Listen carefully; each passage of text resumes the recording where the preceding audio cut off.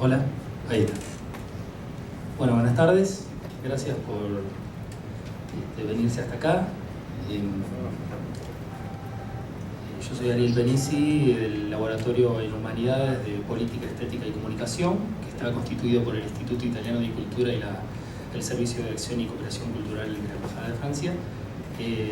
Bueno, está Alejandro Boverio, que forma parte del laboratorio, y Samuel Cabanchik y Adrián Canchi no están presentes, también forman parte de este grupo coordinador. Y en particular, bueno, el agradecimiento es para la Embajada de Francia en Argentina, el Centro Franco-Argentino dirigido por Marc Cabellé, aquí presente, y la Universidad 3 de Febrero, fundamentalmente, que ha organizado este espacio. Y bueno, a nivel cosa me parece que no ha podido llegar, pero bueno, tenemos aquí un representante que va a hacer la presentación correspondiente. Y agradecemos a Marc Ollé la visita. Hoy estuvimos recorriendo Arte Sin Techo, que es un espacio en que trabajamos, un espacio social de la ciudad de Buenos Aires muy conocido, y bueno, hemos compartido algunas reflexiones. Es un antropólogo y etnólogo que nos ha forzado a pensar las problemáticas de la percepción urbana, de la soledad, de los modos contemporáneos de relación con el tiempo. Y en su conferencia de hoy va a trabajar sobre esta relación entre espacio público y anonimato, parece.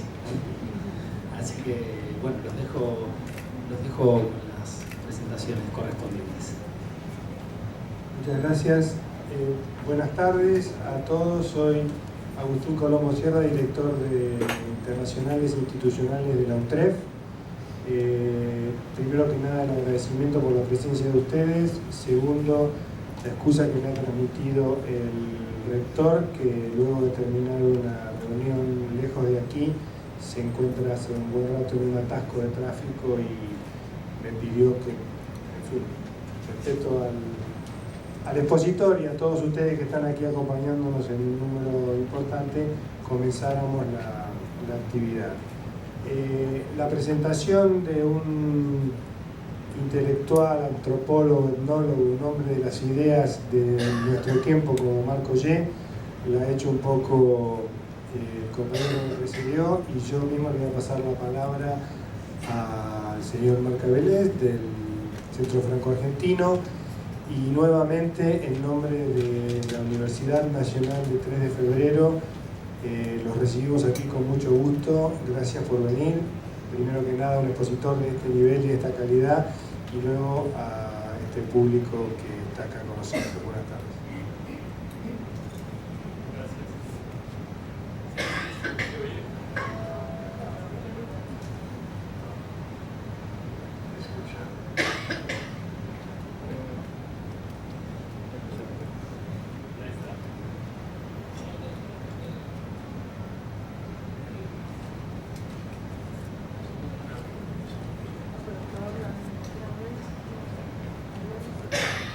Bien? Muy bien. Buenas tardes. Soy el director del Centro Franco-Argentino de la UBA. Y para mí es un honor y un placer introducir a Marc Augé. Hace años que nos conocemos y ha sido un maestro muy generoso y estimulante para mí y para muchos otros colegas franceses, no solo franceses. Y me acuerdo que cuando yo estaba estudiando la vida política local en Francia, era casi el único antropólogo que se interesó a este proyecto que los otros colegas consideraban que no tenía nada que ver con la disciplina. ¿Quién es Marc Augé? O quizá se tendría que decir ¿quién son Marc Augé? Digo eso porque me parece que su talento tiene distintas facetas. Augé ha sido profesor a la École des Hautes Études y presidente de esa institución y se hizo conocer como antropólogo, como uno de los mejores especialistas de las religiones y de fenómenos como la brujería en sociedades africanas de la Costa de Marfil. De otro lado, Marc Augé es el autor de muchas obras de reflexión, de meditación sobre temas como la memoria, el viaje, el cine, el espacio y los lugares, el futuro, etc.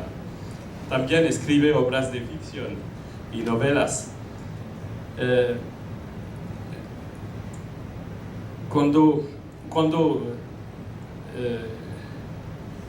empezó su carrera académica, triunfaba el estructuralismo de Lévi-Strauss, pero Augé, a la diferencia de Lévi-Strauss, que se interesaba más a las sociedades frías y a las sociedades tradicionales, Augé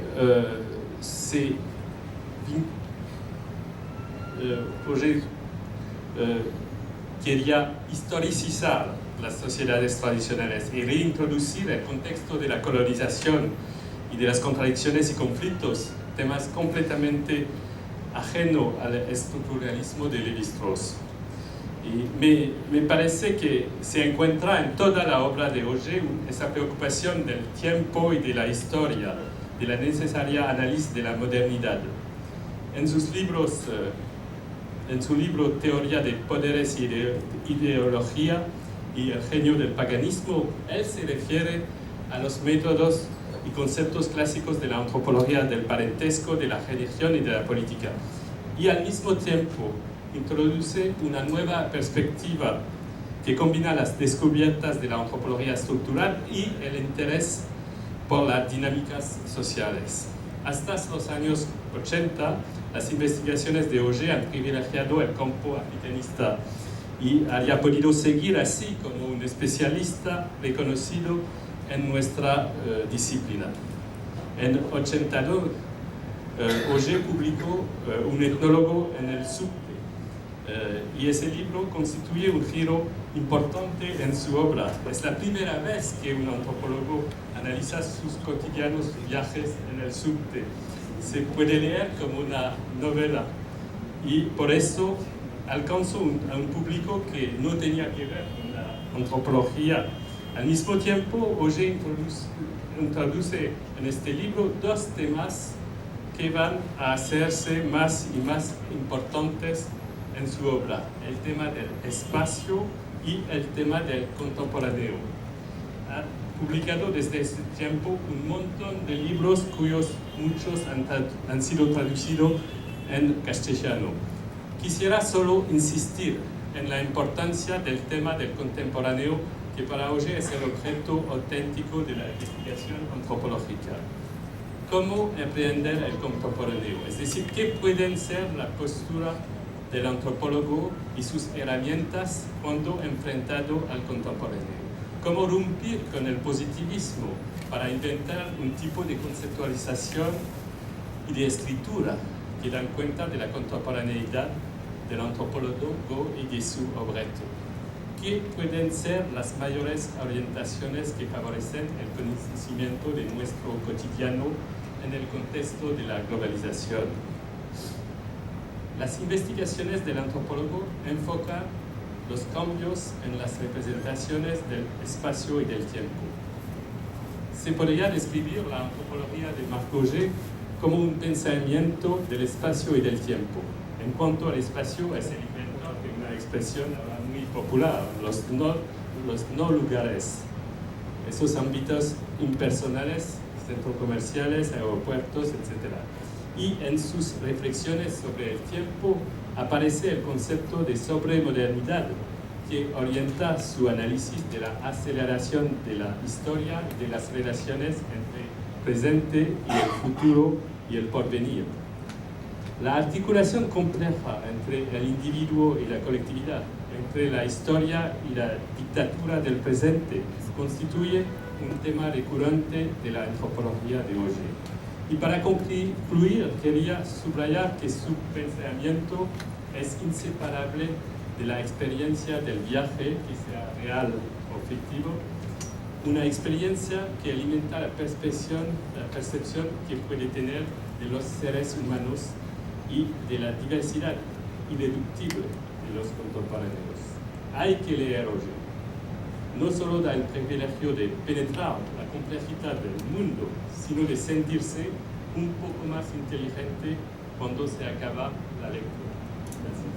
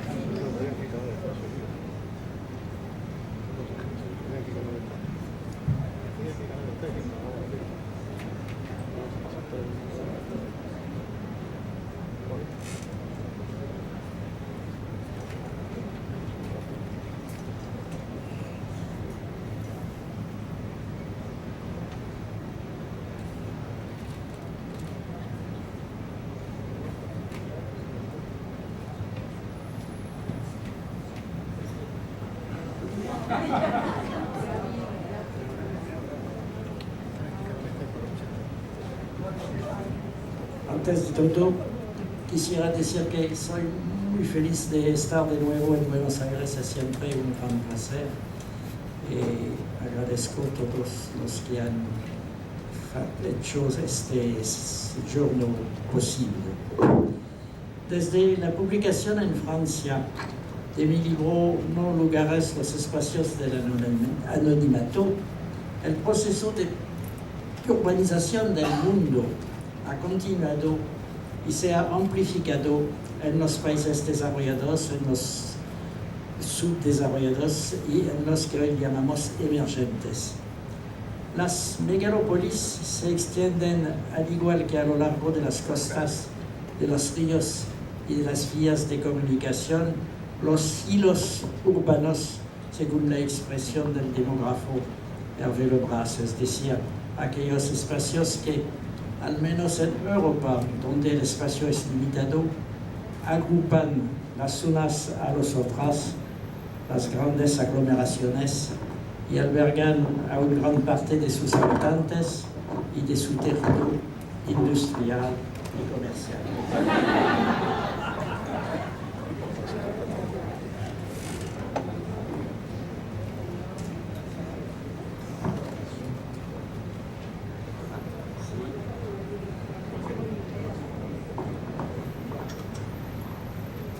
¿Así se escucha bien? ¿No?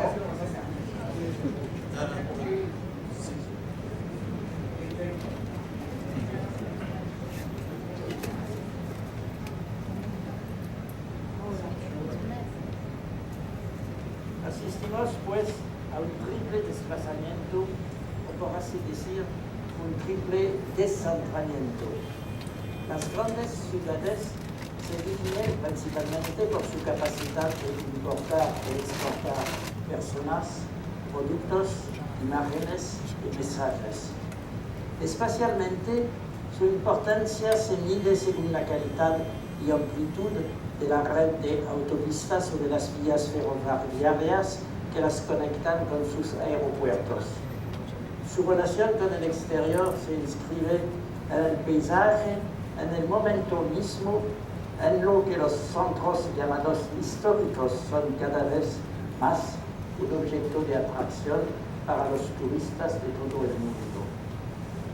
En las mismas viviendas, casas o apartamentos, el televisor y el ordenador han ocupado el lugar del hogar. Los helenistas nos han enseñado que la casa griega clásica era protegida por dos divinidades, Hestia, diosa del hogar en el centro híbrido y femenino de la casa, y Hermes, dios del umbral, que mira hacia el exterior, protector de los intercambios y de los hombres que tienen su monopolio. Hoy en día, el televisor y el ordenador han ocupado el lugar del hogar en el centro de la vivienda. Hermes ha sustituido a Hestia. Al mismo tiempo, el individuo mismo está de algún modo desplazado respecto a sí mismo. Se equipa de instrumentos que lo ponen en contacto constante con el mundo exterior más lejano. Los teléfonos móviles son a su vez cámaras fotográficas, televisores, ordenadores, etc. El individuo puede vivir singularmente en un ambiente intelectual, musical o visual completamente independiente de su entorno físico más inmediato. Este triple desplazamiento corresponde a una expansión sin precedentes de lo que llamaremos no lugares empíricos, es decir, los espacios de circulación, de consumo y de comunicación.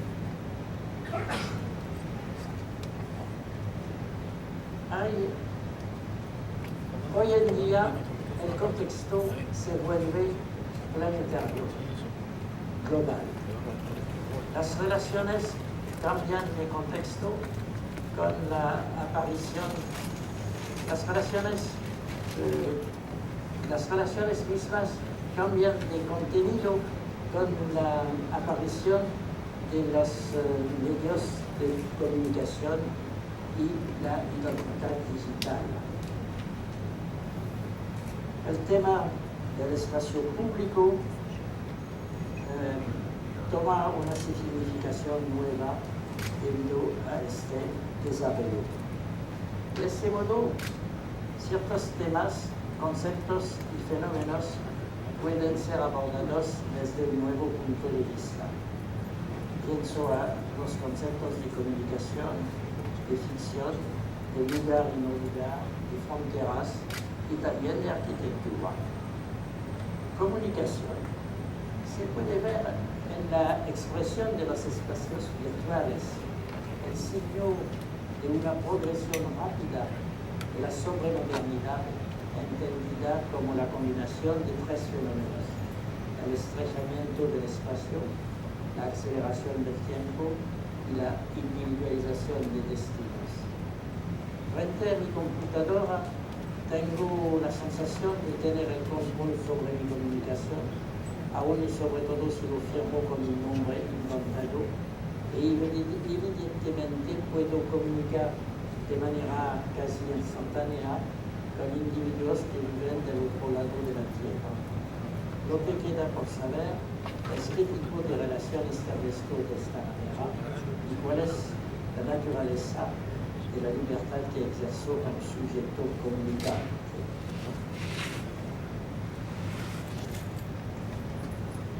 El espacio público, por su parte, cambia de dimensión y significación a partir del momento que se desarrollan los espacios de las redes de comunicación. Aquí es necesario distinguir dos cosas. El pasaje por Internet puede ser la condición previa del establecimiento de una relación en el sentido habitual del término, al estilo de los anuncios en los periódicos. En ese caso, lo virtual es una promesa de actualización de un mediador. Pero no es de eso que se trata en lo que llamamos el social networking, cuya cuya finalidad es establecer un tipo de relación y cuya ambición es el crear otra realidad. Esta finalidad y esta ambición pertenecen en propio al mundo contemporáneo, en el cual la parte de la ficción y de la imagen no cesa de acrecentarse. Más ampliamente, las communities son agrupaciones de usuarios, es decir, de consumidores. En esta medida, son figuras pertinentes del mundo de la antropología de lo contemporáneo y de la pretensión de observar. El etnólogo tradicionalmente ha observado siempre grupos pequeños, la manera como se construían relaciones sociales simbolizadas, pero con una doble preocupación: contextualizar la observación y preguntarse en qué medida, a partir de qué condiciones y bajo qué aspectos eran generalizables. Pues este segundo aspecto de su trabajo que constituye a un antropólogo, es decir, a un etnólogo que no se encierra en la pura descripción de un universo cerrado. Acepta hacer como si una agrupación de usuarios o de consumidores agrupados bajo una misma etiqueta.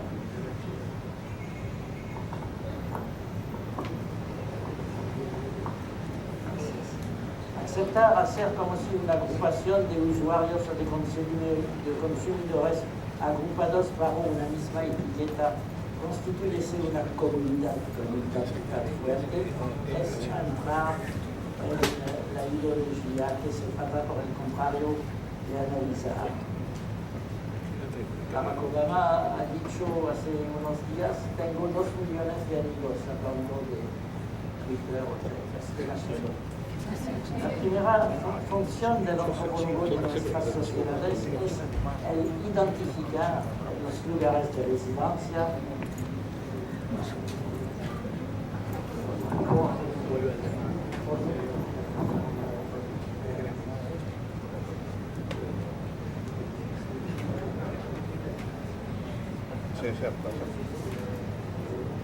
oui, c'est ça, ça va, está bien, funciona, no, puedo tomarlo,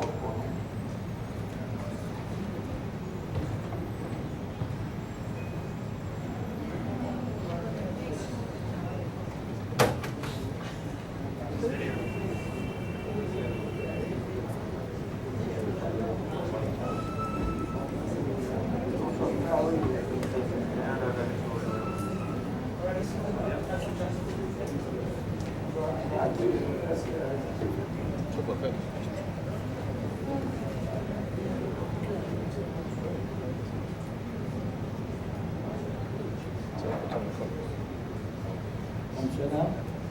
¿Se escucha? Sí, no. Sí. Bueno.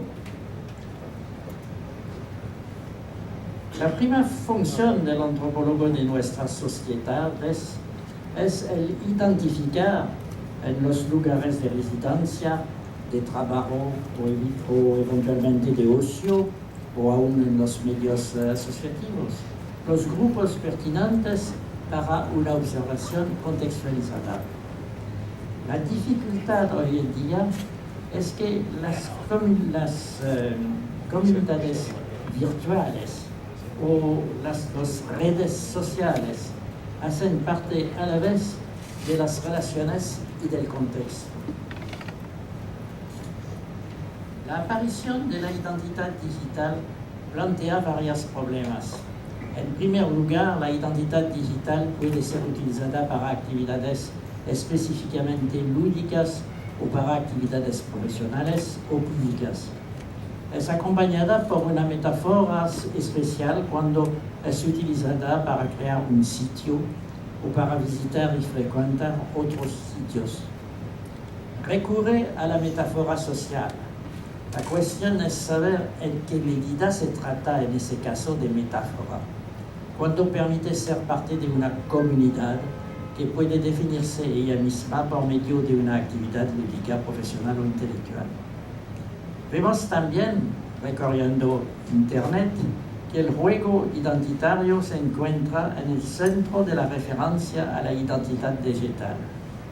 En efecto, se puede cambiar de identidad, reaparecer en diferentes sitios con un nombre nuevo y una nueva máscara. El yo se define en esas circunstancias a través de la existencia cibernética de diversos avatares.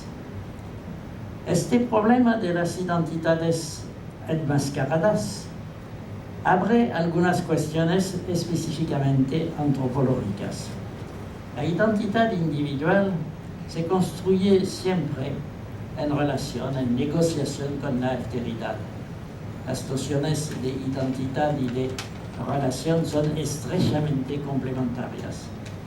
Existen, por lo tanto, diversos niveles identitarios que están ellos mismos en relación más o menos estrecha y variable los unos con los otros. Sabemos, por ejemplo, que la educación familiar tiene consecuencias sobre la formación del adulto y consecuencias sobre su vida afectiva, intelectual o profesional. Esas dimensiones afectan a la identidad, o más exactamente a las identidades parciales de un individuo que tiene dificultad a veces en conciliar las diversas identidades en relación con las cuales tiene que situarse. La aptitud a dominar los diferentes roles que nos impone la vida nos define en principio como adultos. Con la identidad digital, la cuestión se plantea de manera diferente. Se plantea, en primer lugar, la cuestión de saber si el mundo cibernético se añade o se sustituye al mundo de las relaciones frente a frente. El riesgo es no existir bajo la máscara de una identidad ficticia y de un nombre prestado, sino en el confort de un mundo cibernético cerrado sobre él mismo, abierto a los otros, cierto, pero a otros que a su vez están enmascarados y concebidos para existir en este mundo. Se plantea seguidamente la cuestión de la relación con la ficción.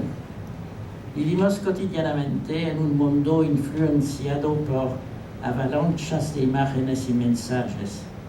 Lo real no es para nosotros sino la suma de informaciones que nos son comunicadas. Pero con la identidad digital un paso más es franqueado. Entramos en la pantalla, pasamos del otro lado del espejo y podemos tener el sentimiento de convertirnos en actores.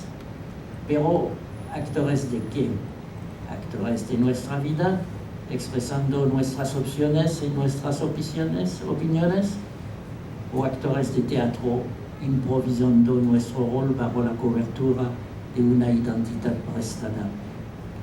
El doble olvido de los otros y de uno mismo hace correr el riesgo de matar al mismo tiempo la relación y la identidad, como lo señala Freud en relación con las crisis adolescentes. Lo que podría ser llamado la dialéctica de la máscara y de la persona desemboca de esta manera en una forma de esquizofrenia de la que no es fácil desembarazarse. Los fenómenos de posesión en ciertas sociedades tradicionales y el recurso a la máscara estaban estrechamente y simbólicamente controlados. Por ejemplo, en África del Oeste era revelado a aquel que alcanzaba la edad de hombre que detrás de las máscaras divinas no había sino hombres. Las figuras de la posesión identificadas por especialistas eran figuras de ancestros que no cesaban de referir la actualidad al pasado para controlar los desórdenes eventuales. La fantasía cibernética hace caso omiso de esas simbolizaciones y no se refiere sino al presente del cual ella es una expresión. Da de esta manera a sus héroes enmascarados una impresión de superpoderío al cual las realidades del mundo en el que ha sido no obstante concebido el mundo virtual, pueden aportar un cruel desmentido. De esta manera, las nociones de máscara, de persona y de ficción nos ayudan a comprender que el mundo cibernético no se plantea en realidad nuevas cuestiones, sino que se da con demasiada facilidad la ilusión de conocer las respuestas. Uno de los aspectos más sutiles de la sociedad de consumo, que en este sentido es un éxito ideológico, es que convierte en deseable y por lo tanto comprable las instrucciones que fabrica para nuestro uso. En la antropología que organiza, es necesario consumir para existir, y lo máximo de la existencia es pasar del otro lado del espejo a hacerse uno mismo imagen. La telerealidad, la creación de sitios personales en la net, traducen la necesidad de ese pasaje a la imagen, pero también la publicidad, visto en la televisión, y lo que podría ser llamado la impregnación de la ficción. La impregnación de la ficción es un fenómeno antiguo. Se visita cerca de Marsella el calabozo del conde de Montecristo, que es un personaje de novela. Pero es un fenómeno que se generaliza hoy a partir de imágenes vistas en la pantalla y no de elaboradas por la imaginación. No solamente turistas van sin duda a intentar encontrar en Nueva York los lugares de la serie norteamericana Sex and the City, sino que Disney construye al lado de Disneylandia París un pueblo que se asemeja y donde habitan verdaderos habitantes suficientemente ricos para vivir esta vida de ensueño. Los aspectos más fascinantes de ese sistema es su capacidad de reproducción. La sociedad, o más bien el sistema de consumo de imágenes, es hábil y rápido para hacer de todo un producto de consumo, incluyendo las formas artísticas o literarias que quisieran contestar. Esta dimensión de la sociedad de consumo combina la ciencia bajo la dimensión de sus beneficios tecnológicos, la economía bajo el aspecto de empleo que crea y de productos que pone a la venta, y el poder. Hoy todo acontecimiento es un acontecimiento mediatizado y no hay poder que se ejerza sin cobertura mediática. Por otra parte, la tecnología modifica la sensibilidad, las percepciones y la imaginación humanas más fuertemente y más irreductiblemente que los sistemas religiosos más elaborados. Sabemos que la ciencia avanza de manera radicalmente acelerada y que, sin embargo, la distancia entre los más instruidos y los menos instruidos se abre aún más rápidamente que el distanciamiento entre ricos y pobres. Se puede, por lo tanto, temer que, a mediano plazo, el futuro de la humanidad no sea una democracia generalizada, sino una oligarquía planetaria que opondría de manera más o menos organizada una minoría de los cercanos a los polos del saber, del poder y de la fortuna, a una masa de alienados por el consumo y a una masa aún más grande de excluidos del consumo. El término no lugar se aplica al mismo tiempo en el plano teórico a espacios en los cuales no se puede leer ninguna relación social, ningún pasado compartido, ningún símbolo colectivo, y sobre un plano empírico a todos los espacios de comunicación, de circulación y de consumo que se desarrollan en nuestros días en todo el planeta. En la realidad, ningún espacio puede definirse absolutamente como un lugar o un no lugar. Un aeropuerto no es un no lugar para aquellos que vienen a trabajar todos los días, que tienen amigos y colegas y hábitos también. Un supermercado puede servir de lugar de encuentro regular a jóvenes que habitan las periferias urbanas. Todo eso es evidente. Pero también es cierto que los espacios de comunicación, circulación y consumo se extienden y transforman los paisajes. Los responsables están tentados a veces de hacer propuestas de transformación de no lugares en lugares o incluso en hiperlugares, humanizándolos, multiplicando los comercios, las actividades de esparcimiento y descanso, las áreas de juego para los niños. Este juego puede continuar indefinidamente y en este sentido pertenece bien al mundo de la imaginación y de la recuperación. El anonimato del individuo en esos no lugares empíricos es relativo y ambivalente. Es relativo ya que a la entrada y a la salida es necesario justificar su identidad, presentar las tarjetas de miembro, su tarjeta de crédito o el código que le ha sido atribuido. Las cámaras de vigilancia, los ficheros de diverso tipo de que disponen los servicios de policía o de seguridad, los controles y las interpelaciones permanentemente posibles relativizan aún más ese anonimato. Es ambivalente también en el sentido de que se define negativamente por ausencia de relaciones sociales simbolizadas, pero que puede vivirse, a pesar de todo, como una experiencia íntima de libertad. En el espacio de no lugar me encuentro entre paréntesis, pero en el interior del paréntesis no debo en principio dar cuenta a nadie. Me encuentro en ese espacio neutro en el que todo encuentro se convierte en posible, en el que todo puede acaecer, en el que me siento existir por un momento fuera de los límites de la coacción ligada a la identidad social.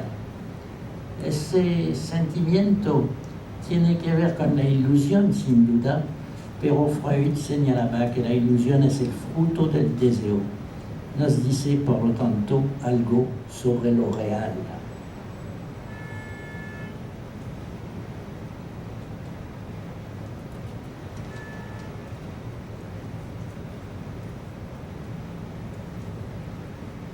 La urbanización del mundo se corresponde con la extensión de las grandes metrópolis y cada día más a la aparición de centros de decisión situados en esas grandes metrópolis mundiales, todas ellas interconectadas y constituyendo conjuntamente una suerte de, según la expresión de Paul Virilio, metaciudad virtual. El mundo es como una inmensa ciudad. Pero también es cierto que toda gran ciudad ya es un mundo, incluso una recapitulación, un resumen del mundo con su diversidad étnica, cultural, religiosa, social y económica. Estas separaciones, de las cuales podríamos olvidar su existencia en el fascinante espectáculo de la globalización, las reencontramos evidentes, despiadadamente discriminantes, en el tejido urbano extrañamente abigarrado y desgarrado. Es a propósito de la ciudad que hablamos de barrios difíciles, de guetos, de pobreza y de subdesarrollo. Actualmente una gran metrópoli recibe y tabica todas las diversidades y todas las desigualdades del mundo. Encontramos indicios de subdesarrollo en una ciudad como New York, así como también pueden encontrarse barrios de negocios conectados a la red mundial en las ciudades del tercer mundo. La ciudad mundo relativiza o desmiente por sí sola las ilusiones del mundo ciudad. Muros, barreras aparecen a escala local y en nuestros hábitos espaciales más cotidianos. En América del Norte hay ciudades privadas.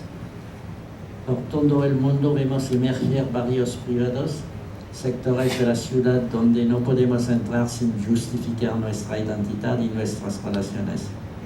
Nos hemos acostumbrado a que los inmuebles que habitamos en la ciudad estén protegidos por códigos de acceso. No accedemos al consumo sino a través de la ayuda de códigos.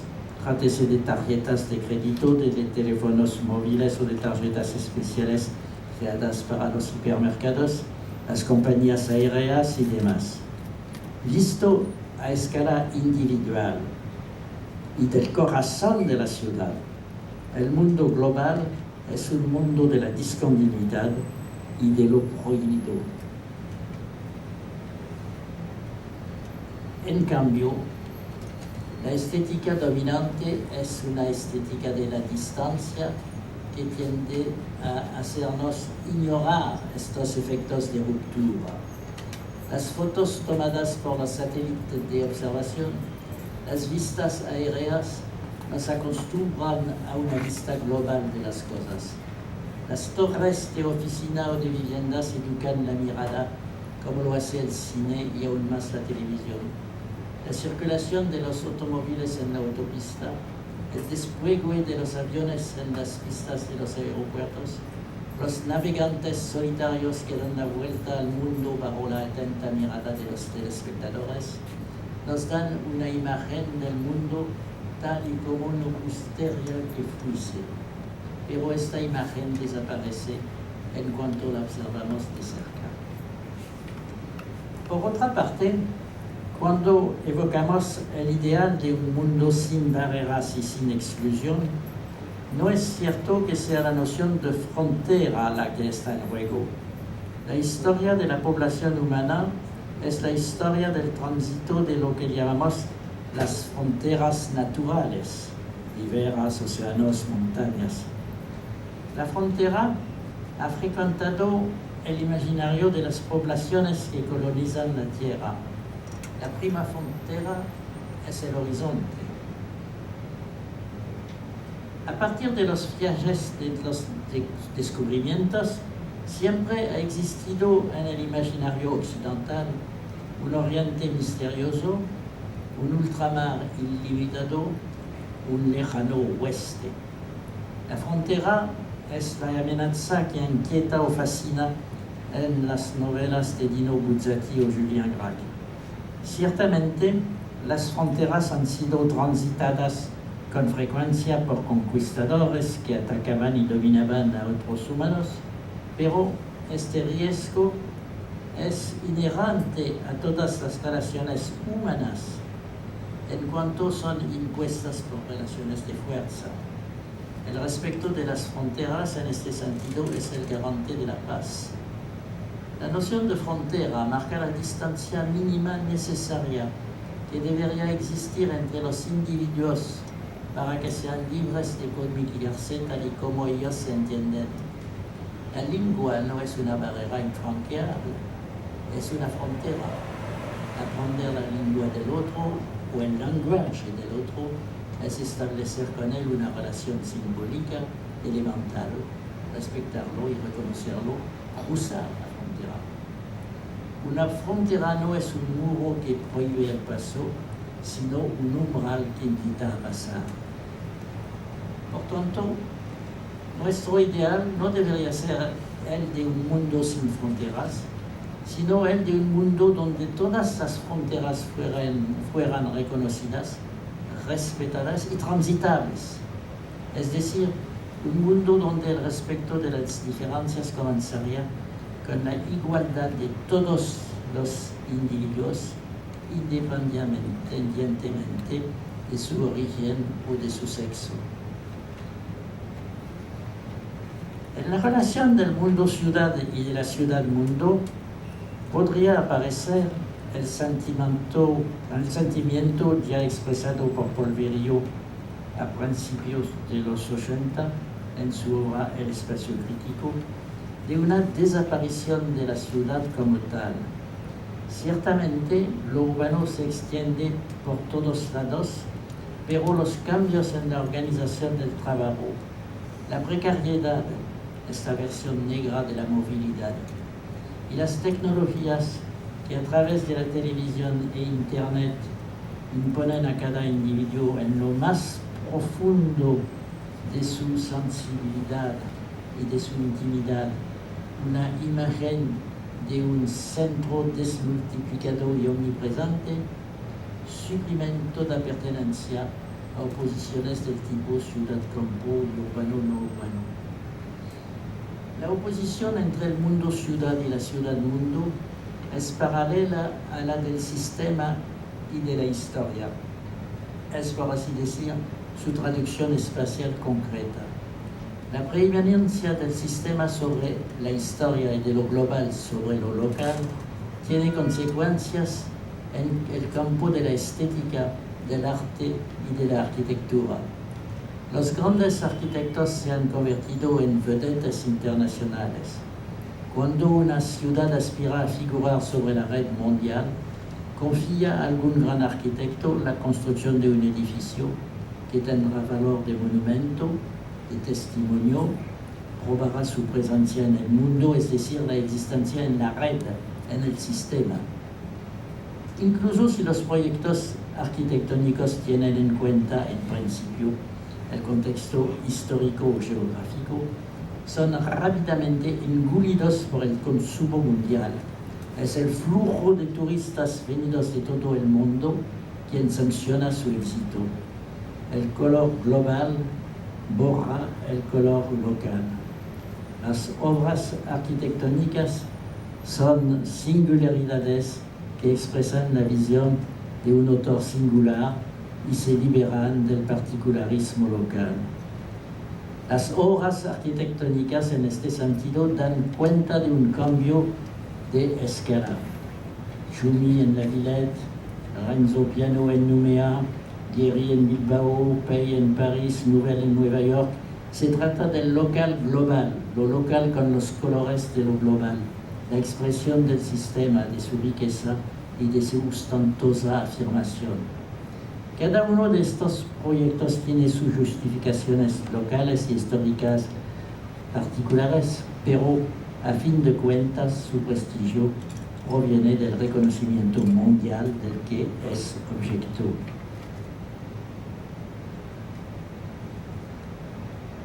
Aquí es donde aparece la paradoja. En cierto sentido, la arquitectura es una expresión del sistema.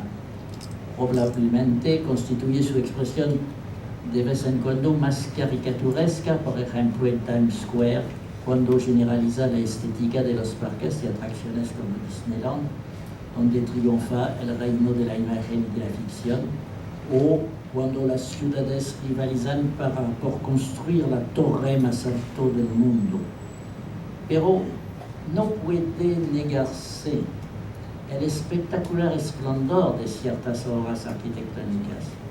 Si en un sentido la arquitectura participa en la estética de la transparencia y del reflejo, de la altura y de la armonía, en la estética de la distancia que deliberadamente o no mantiene estas ilusiones y expresa el triunfo del sistema sobre los puntos más fuertes de la red planetaria, también cobra del mismo modo una dimensión utópica. En sus obras más significativas, la arquitectura parece hacer alusión a una sociedad planetaria todavía ausente. Propone fragmentos brillantes de una utopía rota en la que nos gustaría creer, de una sociedad de la transparencia que todavía no existe en ningún lugar. Al mismo tiempo, la arquitectura señala algo que pertenece al orden de la utopía y de la alusión, describiendo a grandes rasgos un tiempo que todavía no ha llegado, que probablemente no llegue nunca, pero que permanece en el orden de lo posible y de lo deseable. En este sentido, la relación expresada en el tiempo por la gran arquitectura urbana contemporánea reproduce in virtidiola la relación en el tiempo con el tiempo que expresa el espectáculo de las ruinas. Lo que percibimos en las ruinas es la imposibilidad de imaginar completamente lo que representaban para los que las miraban cuando todavía no eran ruinas. Ellas no nos muestran la historia, sino el tiempo, el puro tiempo. Lo que es cierto del pasado también puede ser lo del futuro. La percepción del tiempo como tal es la percepción presente de una carencia que estructura el presente, orientándolo hacia el pasado o el futuro. Esta percepción la encontramos por igual en el espectáculo de la Acrópolis o en el Museo de Bilbao. La Acrópolis y el Museo de Bilbao tienen una existencia alusiva. La arquitectura, al contrario de la ideología del presente en la cual se inscribe, parece restituirnos el sentido del tiempo y hablarnos del futuro.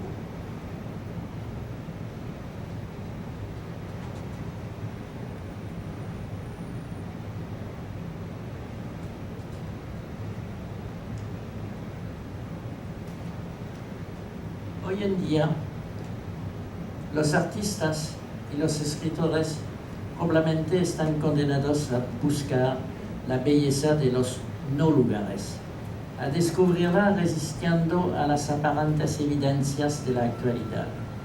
Se esfuerzan en reencontrar el carácter enigmático de los objetos, de las cosas desconectadas de toda exégesis o de todo modo de empleo, representando y tomando como objeto los medios que pretenderían hacer pasar por mediaciones, hacerse pasar por mediaciones, rechazando el simulacro y la mimesis. Los arquitectos, por su parte, tienen dos escapatorias. Algunos están directamente concernidos por la miseria del mundo y las urgencias del alojamiento, de la construcción o de la reconstrucción.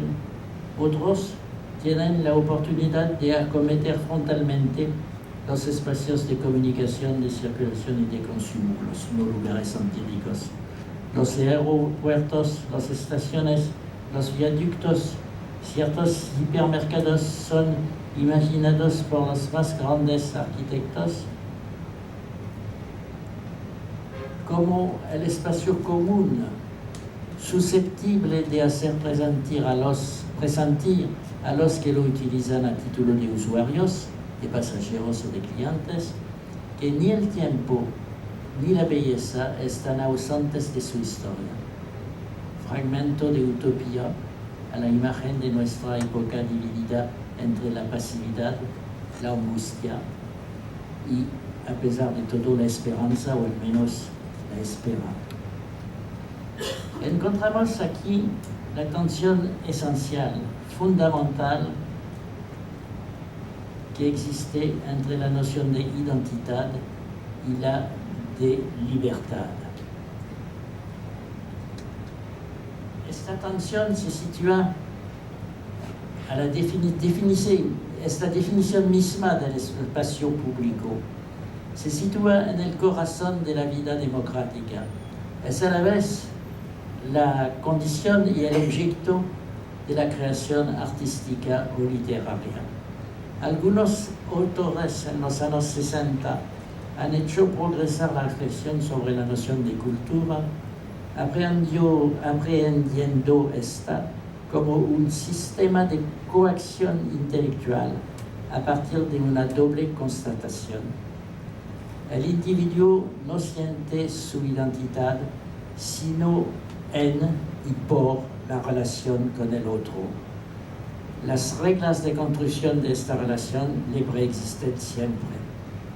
Lévi-Strauss escribió en su introducción en la obra de Marcel Mauss que era, a decir verdad, aquel que llamamos salud de espíritu, que se alienaba, pues consentía existir en un mundo definible únicamente por la definición del yo y del otro.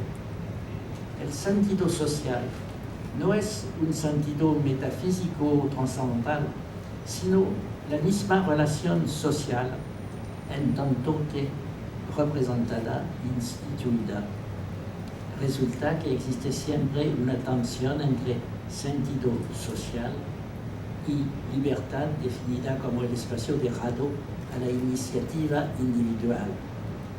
Si el nombre es el primer símbolo de la identidad, el anonimato es la expresión más acabada de la libertad. Es esta tensión entre los dos extremos que la democracia debe saber administrar. En las sociedades en las que la atribución del nombre está estrictamente determinado por la filiación, la posición en el interior del grupo de hermanos o la pertenencia a una casta, la libertad del individuo se reduce a algo muy reducido, al igual que en las sociedades totalitarias que someten el nombre individual a una categoría englobante, camarada, hermano, hermana. El anonimato desde este punto de vista aparece como una fuerza y una conquista, pero no tiene sentido sino en el marco de un combate por la reivindicación de la libre identidad individual. No soy libre si no existo, y no existo sino en la medida en que me nombro. Ahora bien, los bautismos, sea cual sea su origen y naturaleza, me encierran en una categoría o en una clase, una pertenencia de la que debo tener la capacidad de liberarme si así lo quiero. Garantizar la libertad de los individuos sin condenarles al anonimato, y aquí la función más alta de la democracia y también de la creación y del arte. Gracias.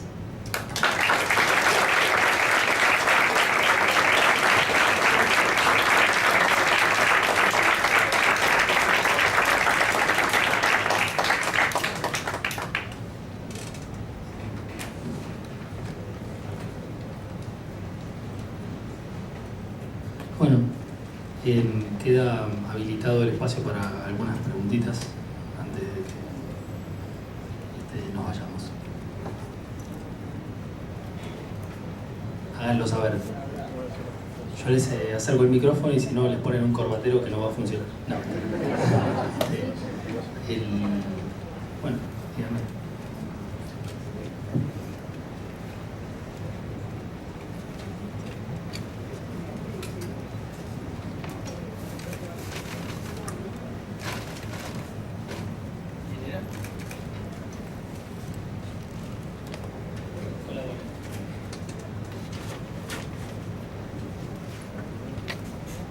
Muchas gracias por su exposición.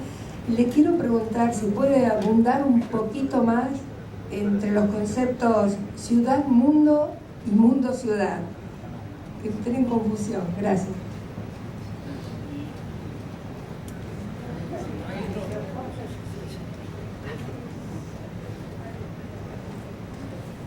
Sí, por mundo-ciudad he intentado designar el mundo de la globalización, es decir, esta metaciudad virtual de la cual hablaba Paul Virilio, una metaciudad global que se definiese a través de las redes de comunicación, de los medios de circulación y de los itinerarios del consumo. Se puede ver en cada gran ciudad que los comercios, los supermercados pertenecen a las mismas compañías, etc. Hay un efecto de homogeneización del mundo que pasa a través de la organización de la ciudad misma. Y si mirando a la televisión tenemos esta impresión. las mismas series televisivas que pasan con lenguajes diversos, pero influenciados más específicamente por la televisión americana, norteamericana. Y por otro lado, la televisión difunde imágenes de las ciudades en las series con sus luces, etc. Es decir, que hay un aspecto general del mundo que se asemeja a una grande ciudad, subrayando todos los aspectos de fluididad, de circulación, de homogeneización. Sin embargo, al revés, cuando estamos en la ciudad real y no en la ciudad de las imágenes, podemos ver que la realidad de la sociedad es una realidad fragmentada. Aparece en todas las grandes ciudades del mundo. Hay una división que se puede perfectamente percibir entre los ricos y los pobres, entre diversos barrios con las diferencias de la sociedad, y no es este mundo de homogeneización y de igualdad que aparece en las imágenes del mundo ciudad. El mundo ciudad es a la vez la ideología y el contexto de la ciudad-mundo.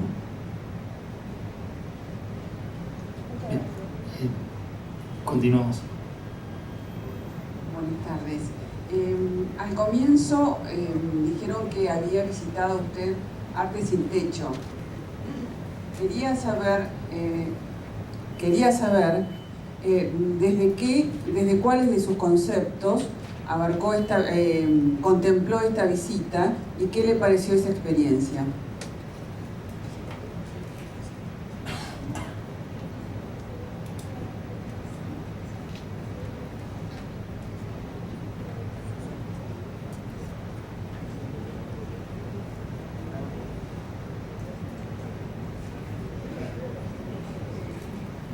Sí.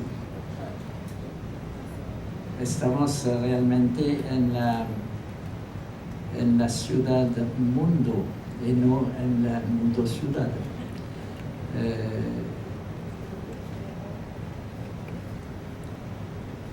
La acción de unas personas de intervención, las intervenciones para ayudar es una cosa muy importante, pero corresponde a esta situación precisamente de desigualdad que pertenece a la definición de la ciudad misma. Hay dos aspectos, pero el crecimiento de la pobreza suscita formas de violencia. Es un conjunto muy difícil para aprender, que la parte de la pobreza, de la violencia y de las relaciones. Cuando las relaciones no son más posibles, aparece la violencia verbal o real o efectiva. Es decir, que el problema de las relaciones sociales, en tanto que en la medida que son relaciones simbolizadas, es esencial a la definición de la sociedad, porque es a partir del momento de que esta relación no se puede más pensar por un déficit de pensamiento del tiempo y del espacio, por ejemplo, que hay un riesgo de violencia. Cuando no se negocia la relación, aparece la violencia. Y es la razón por la cual tengo mucha admiración por la gente que está en el campo para intentar comprender los actores de la vida social y reducir la parte de la violencia. Son iniciativas muy importantes, pero el problema es de saber si es una escala suficiente.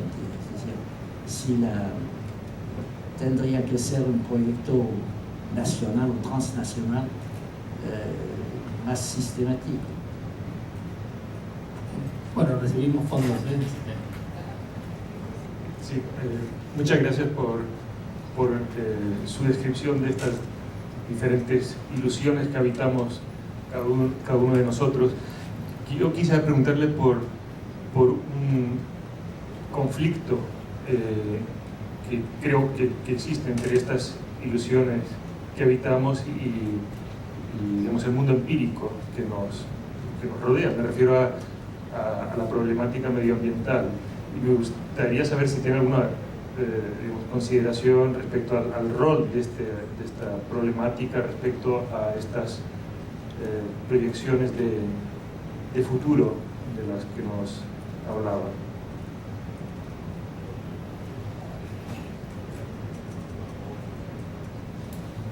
Sí, estamos en un periodo donde se trata mucho de todos estos problemas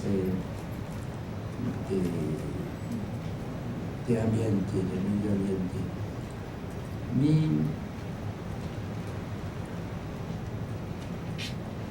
Por un lado, estamos poniendo orden en el mundo. Tenemos esta noción de patrimonio de la humanidad a la UNESCO, que protege nuestras instalaciones, algunos monumentos.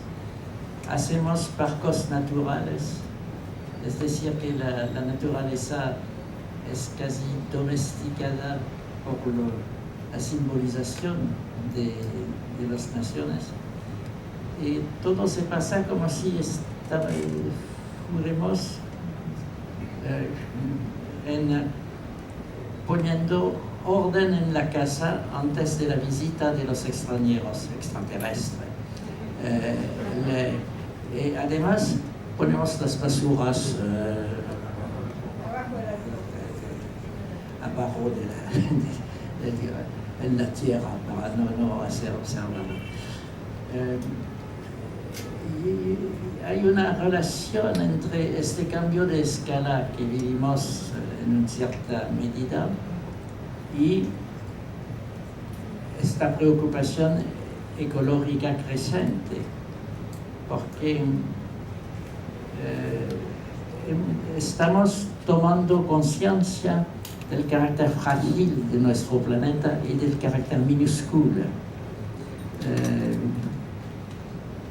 Nuestro planeta hace parte de un sistema solar, pero hay billones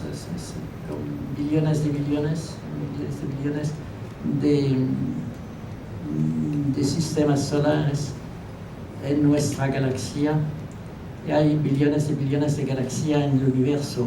Es decir, que la angustia de Pascal se democratiza hoy en día. Y la fragilidad de nuestro medio ambiente es una evidencia cada día más importante, pero hay también contradicciones en las posiciones de los unos y de los otros. Hay posiciones de dominación también entre las naciones que explican las convenciones y el malentendido sobre el problema de la ecología. Bueno, dos preguntas más. Hola. Usted ha dicho que el gran reto de la democracia es garantizar la libertad del individuo sin condenarlo al anonimato. En todos los países sabemos que existen empresas que son dueñas de múltiples medios de comunicación, son dueñas de canales de televisión, de radio, de diarios o de periódicos, no solamente en la Argentina, en Estados Unidos, en Europa, en todas partes del mundo. Y estas grandes cadenas influencian sobre el individuo día a día, creando una realidad conveniente a sus intereses. ¿Cuál es el punto medio donde el Estado debe intervenir para garantizar la libertad del individuo? De manera que no le llamen un Estado dictatorial porque controla, de manera que no sea un Estado que propicie el anonimato sin que yo lo escoja. Sí, es todo el problema. El principio es fácil que definir.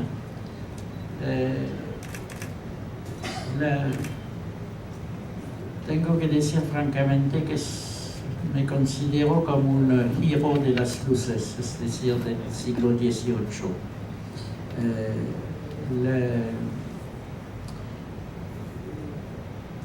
Es en el siglo XVIII, de una cierta manera, que aparece la noción del individuo plenamente con sus derechos. Y eso es esencial. Eso es esencial. El problema hoy en día es doble o triple. Es que la noción de individuo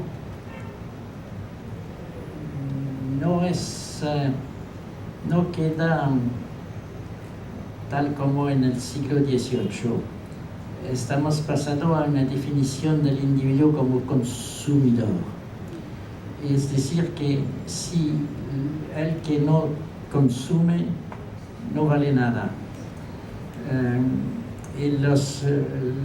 Tenemos también imágenes del individuo triunfante, que son los grandes individuos del mundo, grandes políticos o grandes personajes de la financia o de las empresas, o de las vedettes o del fútbol. Una élite que aparece como una encarnación del individuo, del grande individuo. Tenemos también una idea al nivel político. Cada día más hay, incluso en las dichas democracias, hay un aspecto personal, el régimen presidencial. Soy un partisano de la Tercera República en Francia. Este aspecto del individuo es una imagen y una realidad a la vez. Una realidad. El punto de aplicación no sé dónde está. No puede.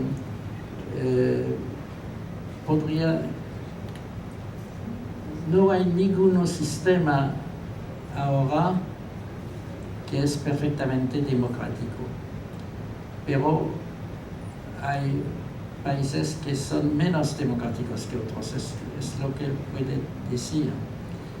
Y esta conciencia de la necesidad de tomar en cuenta la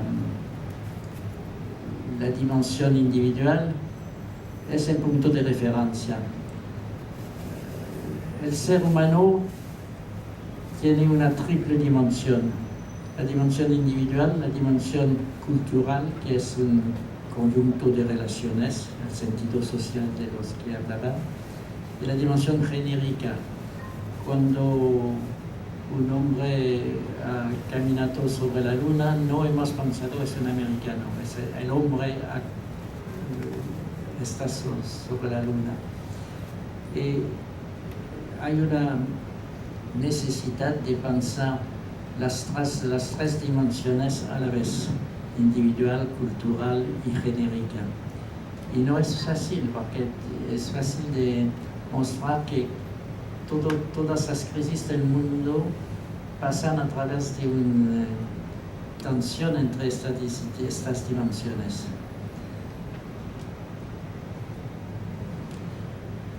Pienso que el punto de aplicación ideal es la educación. Es sobre la política educativa que se puede medir la voluntad real de un gobierno de hacer crecer la parte individual del hombre. No estamos... es una utopía la educación porque no es el caso ahora.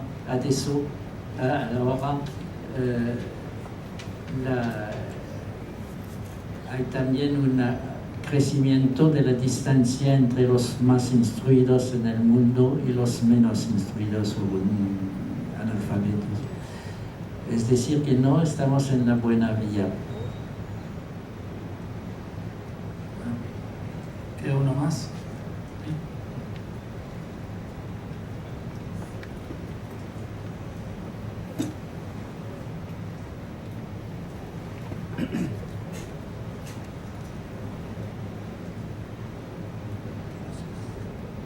Señor Marcó, gracias por venir a la Argentina. Estamos honrados con su presencia.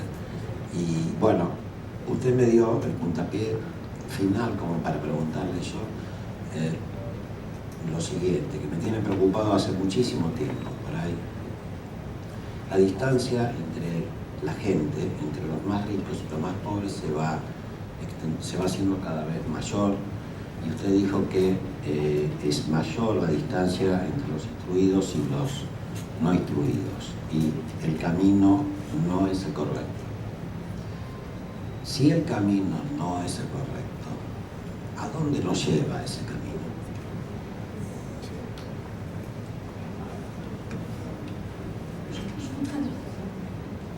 Vous avez dit que la distance entre les plus riches et les plus pauvres, voilà, si on n'est pas sur la bonne voie, où nous mène la voie actuelle?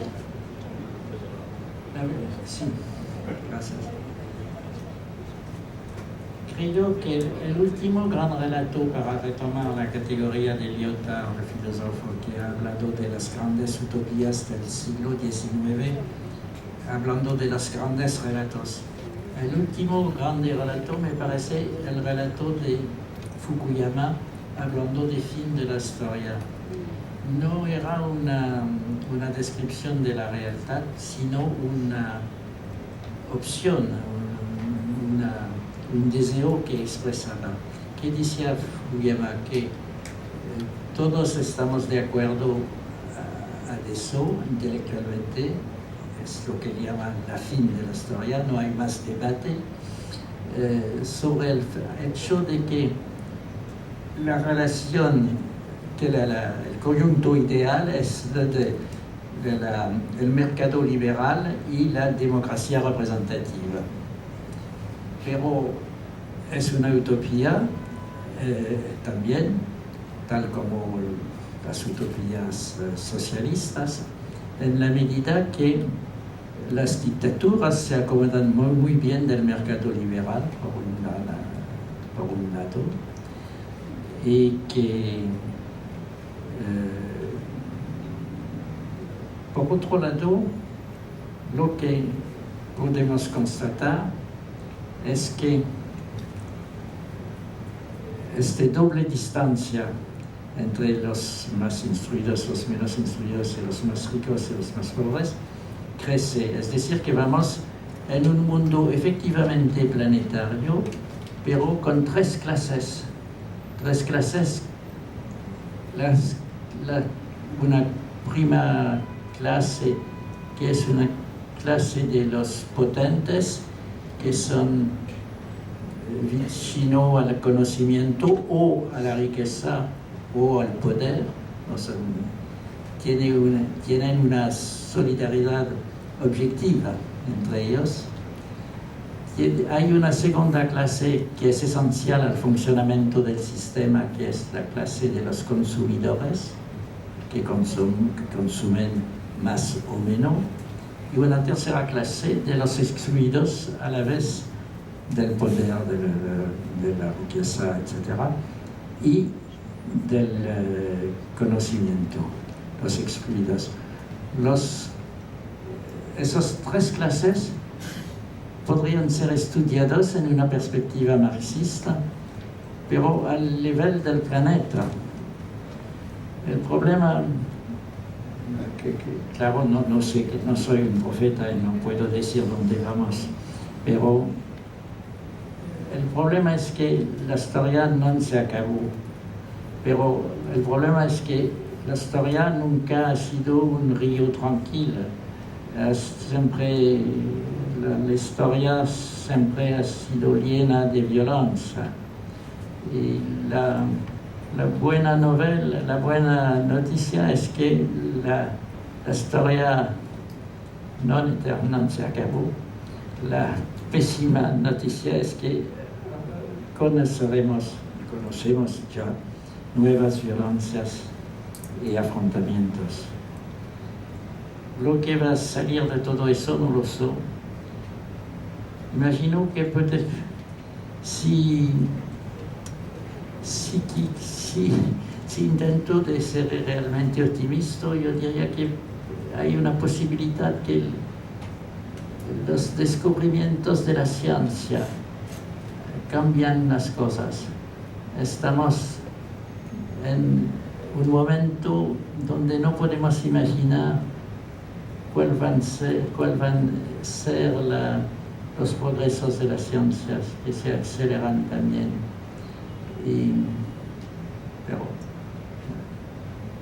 Bueno, le agradecemos a Marco Yeg, a la Universidad Nacional de 3 de Febrero, al Centro Cultural Borges y a los técnicos que han garantizado la transmisión del lugar, la Embajada de Francia en Argentina y el Centro Franco-Argentino. Gracias. Y a Marco Yeg fundamentalmente.